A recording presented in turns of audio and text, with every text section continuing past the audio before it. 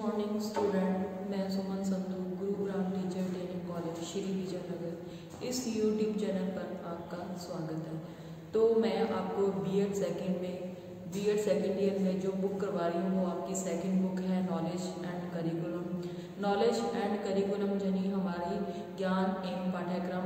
तो इसमें हमारी जो चल रही है सेकंड यूनिट चल रही है। सेकंड यूनिट में आपका जो है आज का टॉपिक वो सेकंड यूनिट का लास्ट टॉपिक है। तो जो आज का टॉपिक है उस टॉपिक का नाम है आपका आज का प्रकरण है उसका नाम है ज्ञान, यानी कि हमारा नॉलेज। जो हमारी नॉलेज है, हमारी नॉलेज में देखो ज्ञान एवं समाज की विभिन्न संरचनाएं होती है, स्ट्रक्चर, यानी कि अलग अलग प्रकार की संरचनाएं, अलग अलग प्रकार का स्ट्रक्चर तथा इनकी संबद्धता और संबंध, यानी कि हमारी जो इनसे जो हमारी संरचनाएं हैं, जो हमारे समाज का स्ट्रक्चर है, जो भी हमारे समाज में उपस्थिति जिन जिन चीजों की पाई जाती है उनका क्या होता है, क्या संबद्धता, सह संबंध, यानी कि उनका इसके साथ गहरा संबंध, सह संबंधता। तो इसमें क्या होता है कि जो हमारा समाज है, जो हमारी समाज में, यानी कि जो हमारे समाज में हमारी नॉलेज बनती है या जो हमारी नॉलेज विकसित होती है, तो ज्ञान एवं समाज, जो हमारा ज्ञान है, जो हमारी नॉलेज है, ज्ञान एवं समाज की विभिन्न जो आधारभूत संरचनाएं हैं, जो हमारी आधारभूत होती है, बेस होता है, बेसिक होती है, जो आधारभूत संरचनाओं से आशय ज्ञान की उन संरचनाओं से है जो कि विविध प्रकार के क्षेत्रों से क्या होती है, संबंधित होती है। जो हमारा क्षेत्रीय है, जो हमारा एरिया है, अलग अलग प्रकार का हमारा जैसे एरिया हो गया समाज के अंतर्गत, तो इसमें क्या होता है, इन क्षेत्रों से क्या होती है, संबंधित होती है। तथा संपूर्ण मानवीय, जो हमारा संपूर्ण समाज है, समाज में हमारे जो मानव है, यानी कि जो मनुष्य है, संपूर्ण मानवीय समाज की आवश्यकताओं की क्या करती है, पूर्ति करती है। जो हमारी संरचनाएं हैं वो हमारे समाज के अंतर्गत जो हमारा संपूर्ण मानवीय समाज है उसकी क्या करती है, आवश्यकताओं की पूर्ति करती है। उदाहरण के तौर पे मैं आपको बताती हूँ, जैसे कि जो हमारी नॉलेज है, हर व्यक्ति की अपनी अपनी नॉलेज होती है, हर व्यक्ति का अपना अपना क्या होता है, उसकी खुद की नॉलेज होती है, या उसका खुद का ज्ञान होता है। उदाहरण के तौर पे बताऊंगी, यानी कि किसी बच्चे को हर सब्जेक्ट में हर बच्चे की अलग अलग रुचि होती है। जैसे कि कई बच्चों की होती है कि आर्ट्स में रुचि होती है, कईयों की गणित विषय में होगी, कईयों की क्या होती है, विज्ञान विषय में। तो हमारे स्कूलों में क्या होता है, जैसे किस बच्चे की मैथ में रुचि है या दूसरे की विज्ञान में रुचि है, तो उससे संबंधित हमारी क्या विद्यालयों में पुस्तकें उपलब्ध करवाई जाती हैं और उसी के आधार पर बच्चों का क्या दी जाती है, नॉलेज दी जाती है। तो आज हमारी जो इसमें है, जो हमारी संरचनाएं हैं उनके क्या है, निम्नलिखित रूप है। उन संरचनाओं के अलग अलग रूप है।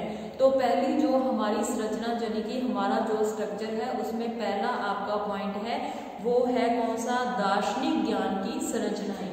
जो आपका पहला पॉइंट है वो है दार्शनिक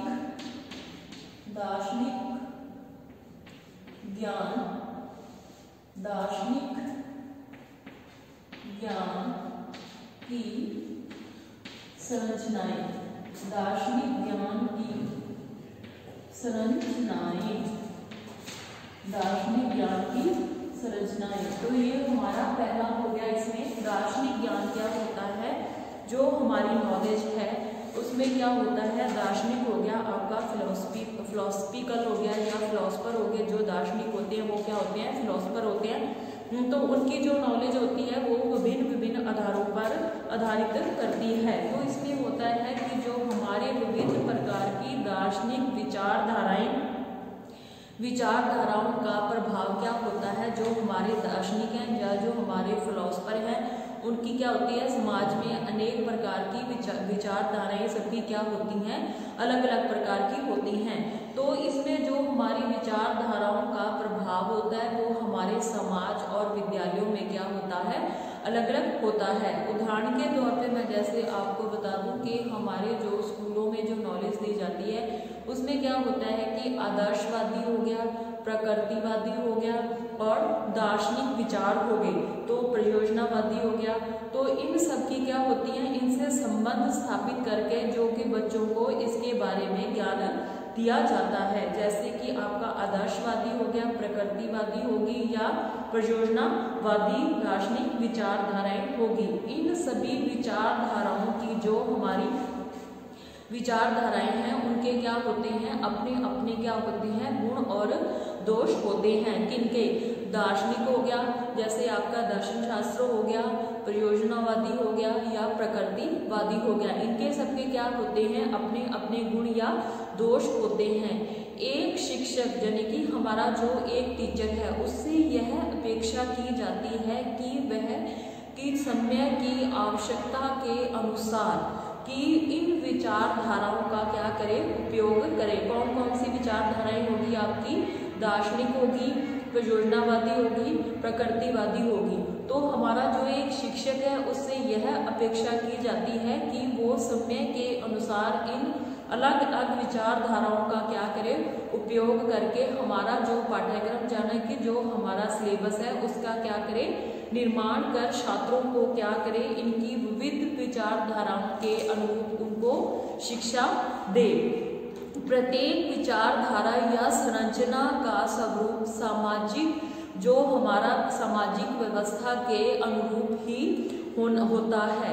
जैसे कि वर्तमान में हमारे जो वर्तमान समय में हमारा जो ज्ञान है, दार्शनिक ज्ञान है, उसके विविध अलग अलग प्रकार के आधार हैं।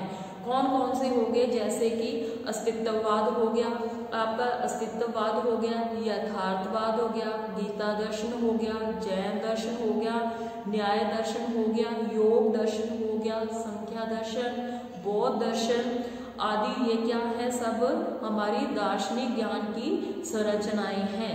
कौन कौन सी हैं हमारे दार्शनिक ज्ञान की संरचनाएं, जैसे कि आपको मैंने बात बताया है, अस्तित्ववाद, यथार्थवाद, गीता हो गया, दर्शन हो गया, जैन दर्शन हो गया, न्याय दर्शन हो गया, योग दर्शन हो गया, संख्या दर्शन हो गया। ये सारे किसके अंतर्गत आते हैं, ये सारे हमारे दार्शनिक ज्ञान की संरचनाएं हैं। तो ये सारी चीजें हमारी किसके अंतर्गत आती हैं, दार्शनिक ज्ञान की संरचनाओं के अंतर्गत आती हैं। और दूसरा हमारा जो इसमें पहला पॉइंट आपका था दार्शनिक ज्ञान, अब दूसरा जो पॉइंट है वो है सामाजिक ज्ञान की संरचनाएं। दूसरा कौन सा है, सामाजिक ज्ञान की संरचनाएं। दूसरा कौन सा हो गया आपका, सामाजिक ज्ञान की संरचनाएं। तो इन संरचनाओं के अंतर्गत क्या आता है कि हमारा जो अनेक अवसरों पर क्या होता है, जो हमारा व्यक्ति क्या है, एक सामाजिक प्राणी है। तो आपका दूसरा पॉइंट है सामाजिक ज्ञान की संरचनाएं, यानी कि हमारे समाज की नॉलेज से संबंधित, हमारे समाज के ज्ञान से संबंधित कि जो व्यक्ति है, व्यक्ति एक सामाजिक प्राणी है, वह समाज में रहकर ही अपनी नॉलेज यानी कि अपने ज्ञान को बढ़ाता है। समाज से संबंधित वो क्या करता है, अनेक प्रकार की परंपराओं को क्या करता है, एकत्रित करके अपने ज्ञान को, जो हमारे समाज में अनेक प्रकार की परंपराएं, रीति रिवाज हैं या अनेक प्रकार की जो भी हमारी जो स्ट्रक्चर है, जो भी हमारी संरचनाएं हैं, उनको क्या करता है, समाज से विविध प्रकार की परंपराओं को एकत्रित करके ज्ञान के रूप में प्रस्तुत करना, ज्ञान के रूप में प्रस्तुत करना सामाजिक ज्ञान की श्रेणी में आता है।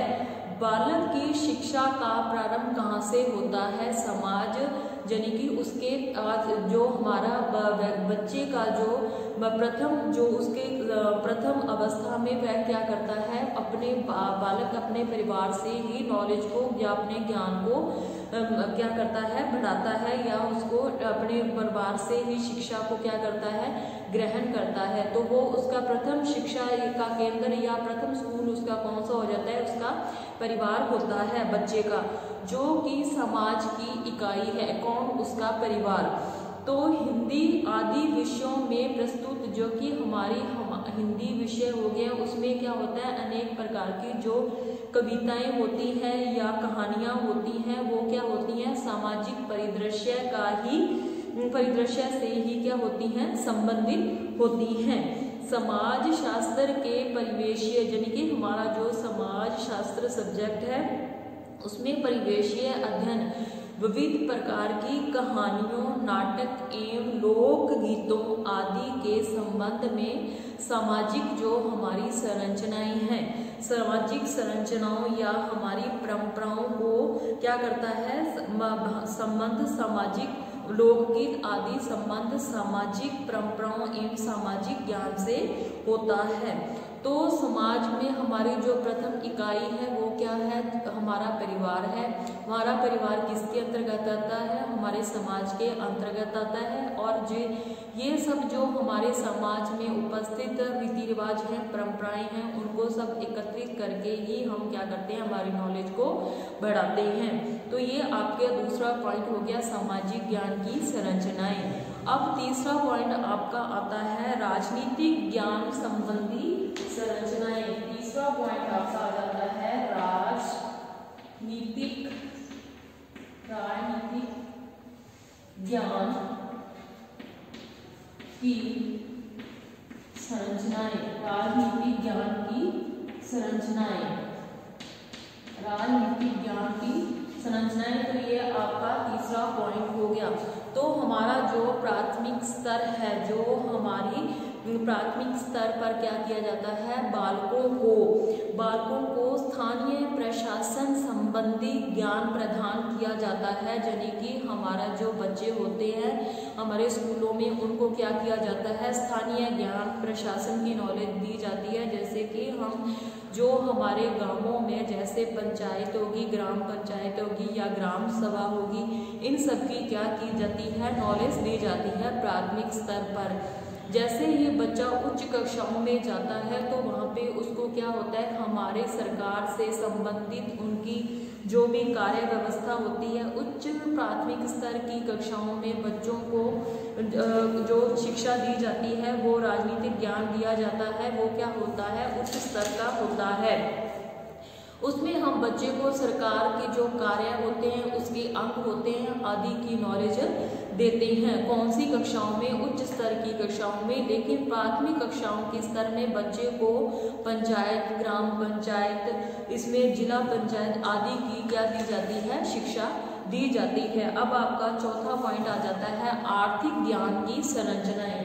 चौथा पॉइंट आपका आ गया आर्थिक चौथा पॉइंट है आपका आर्थिक ज्ञान की संरचनाएं। आर्थिक ज्ञान की संरचनाएं इस प्रकार, इसके संबंधी जो हमारी संरचनाएं हैं, जो हमारा स्ट्रक्चर है, उसमें क्या होता है जो हमारा आर्थिक ज्ञान है उससे संबंधित नॉलेज दी जाती है। ज्ञान की संरचना की जो हमारी ज्ञान है, जब जो हमारी नॉलेज है, ज्ञान की संरचना में अर्थव्यवस्था का, अर्थ का क्या होता है प्राचीन काल से ही क्या रहा है महत्वपूर्ण स्थान रहा है। इस महत्व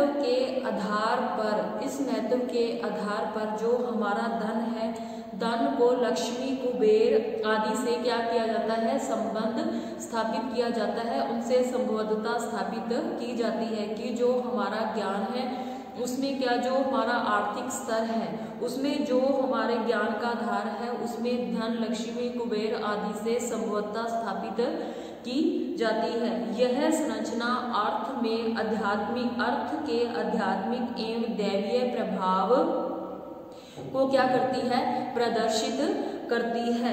विद्यालय स्तर पर जो हमारा विद्यालय प्राथमिक स्तर पर धन उपार्जन यानी कि धन को इकट्ठा करने में धन उपार्जन, औद्योगिक विकास, रोजगार हो गया, प्रमुख उद्योग धंधे हो गए, कृषि होगी, विकास हो गया, कृषि विकास हो गया, व्यापारिक व्यवस्था का वर्णन विभिन्न गतिविधियों या पुस्तकों के माध्यम से बच्चों को क्या दिया जाता है इसकी नॉलेज दी जाती है।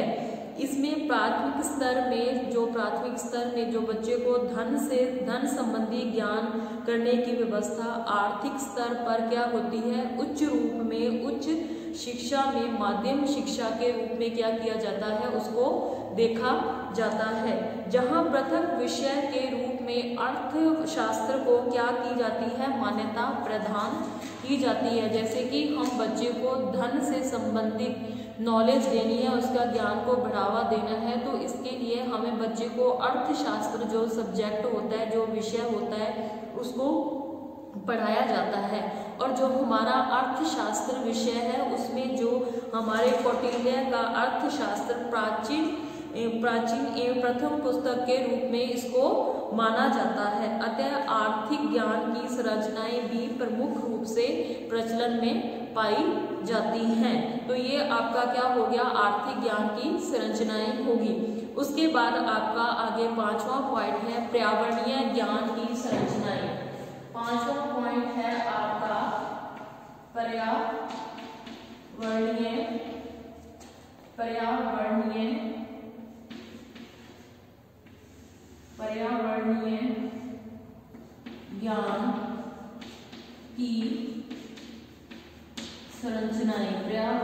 ज्ञान की संरचनाएं।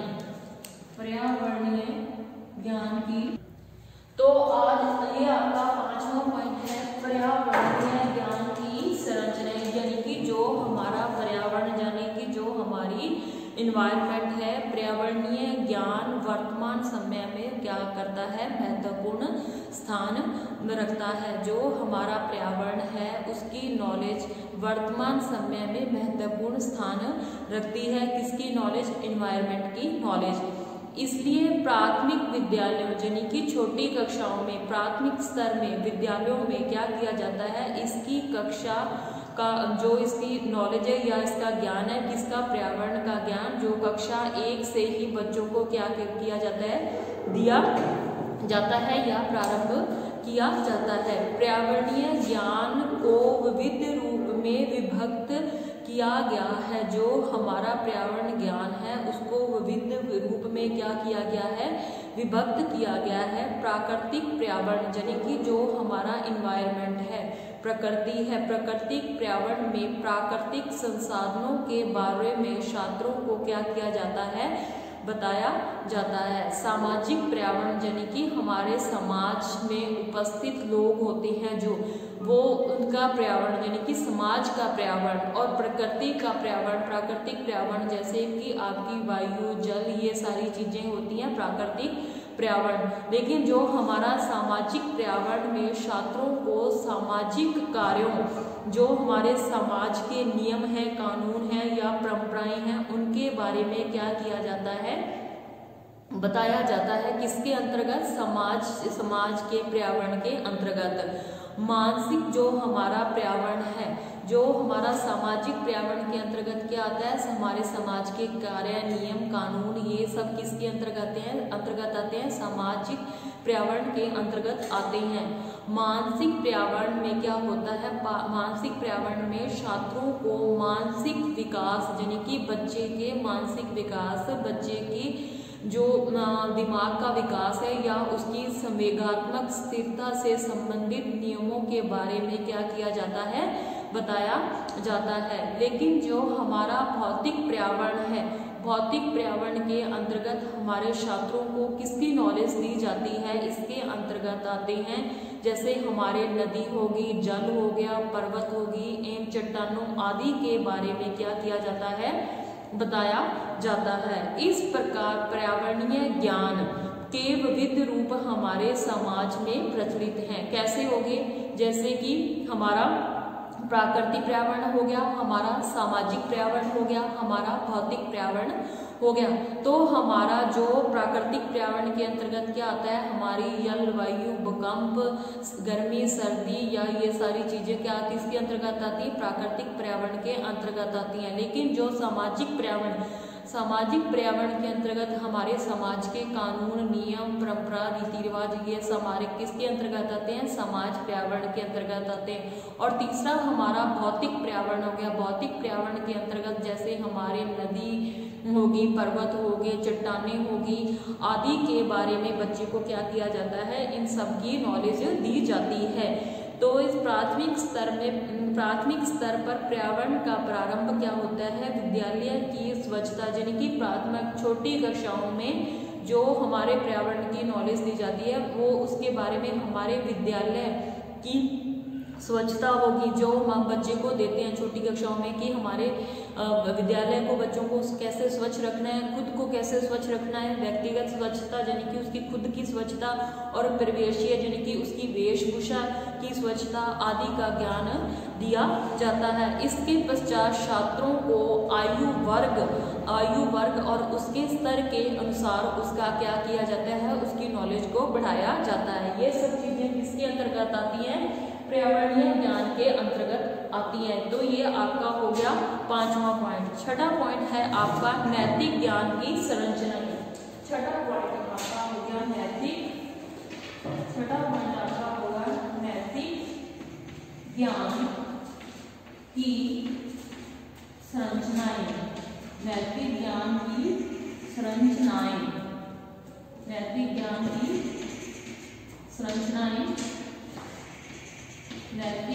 की संरचनाएं ये आपका छठा पॉइंट हो गया। नैतिक ज्ञान संरचनाओं के अंतर्गत क्या आता है, जो हमारी नैतिक ज्ञान के भारतीय शिक्षा यानी कि हमारे भारत की जो शिक्षा है, भारतीय शिक्षा व्यवस्था में नैतिकता का महत्वपूर्ण स्थान है। जो हमारी भारतीय शिक्षा है उसमें नैतिकता का क्या है, महत्वपूर्ण स्थान है। इसलिए वर्तमान समय में नैतिक शिक्षा का क्या किया जाता है, बच्चों को बालक को क्या होता है, परिवार में ही इसका पाठ पढ़ाया जाता है। नैतिक शिक्षा होती है बच्चों को परिवार में ही बच्चों को या बालकों को नैतिक शिक्षा दी जाती है, जिसे जो हमारा विद्यालय है क्या है, विकसित करता है। नैतिक शिक्षा के विविध रूप होते हैं जो हमारे विद्यालय और समाज में उपस्थित होते हैं। जैसे कि हमारे उदाहरण के तौर पे बता दूं कि बच्चे को माता पिता के प्रति बालक को क्या होता है, नैतिक दायित्व। शिक्षक के प्रति छात्र के नैतिक दायित्व हो गए, शिक्षक के छात्र के प्रति नैतिक दायित्व हो गए। और जो हमारी नैतिकता संबंधी ज्ञान का उद्देश्य होता है अहिंसा, सामाजिक न्याय एवं संवर्जन हिताय स्वर्जन सुखाय की भावना का क्या करना होता है, विकास करना होता है। जो हमारी नैतिक शिक्षा होती है वो बच्चे को परिवार, सबसे पहले परिवार, फिर उस परिवार द्वारा दी जाती है, और जो परिवार द्वारा बच्चों को शिक्षा दी जाती है बाद में उसे विद्यालय क्या करता है, विकसित करता है। इस प्रकार जो हमारी नैतिक ज्ञान की संरचना है, भारतीय हिंदी एवं संस्कृत साहित्य के निबंध में जो कहानियां होगी, सूक्तियां होगी, उनके माध्यम से उनको क्या किया जाता है, विकसित किया जाता है। छात्रों को इन विषयों के माध्यम से इसका क्या किया जाता है, इसकी नॉलेज दी जाती है या उसका ज्ञान बढ़ाया जाता है। तो मैंने आज आपको बताया था कि ज्ञान एवं समाज की विभिन्न संरचनाएं और इनकी समवत्ता यानी कि इसको कैसे बढ़ाया जाए। तो इसमें मैंने आपको बताया था कि जो हमारी जो नॉलेज है, जो हमारा ज्ञान है, ज्ञान एवं समाज के विभिन्न आधारभूत संरचनाओं का आशय ज्ञान की उन संरचनाओं से है जो कि विविध क्षेत्रों से संबंधित होती है तथा संपूर्ण मानवीय समाज की आवश्यकताओं की पूर्ति यही करता है कि यानी कि हर बच्चे की अपनी अपनी नॉलेज होती है, हर का अपना अपना इंटरेस्ट होता है, उसी के आधार पर वो क्या करता है, विषय का चुनाव करता है। और इन संरचनाओं को निम्नलिखित रूप में हमने जो पॉइंट बताए थे वो कौन से थे। पहला था आपका दार्शनिक ज्ञान की संरचनाएं, दूसरा था सामाजिक ज्ञान की संरचनाएं, तीसरा था राजनीतिक ज्ञान की संरचनाएं, फिर था चौथा आपका आर्थिक ज्ञान की संरचनाएं, पांचवा आपका था पर्यावरणीय ज्ञान की संरचनाएं और छठा था नैतिक ज्ञान की संरचनाएं। तो आज मैंने आपको 6 तरीके की संरचनाएं, 6 प्रकार की संरचनाएं बताई हैं। तो जो आपकी कल जो संरचनाएं रह गई हैं वो आपको मैं कल की क्लास में बताऊंगी। तो आज की क्लास यहीं ख़त्म होती है। धन्यवाद।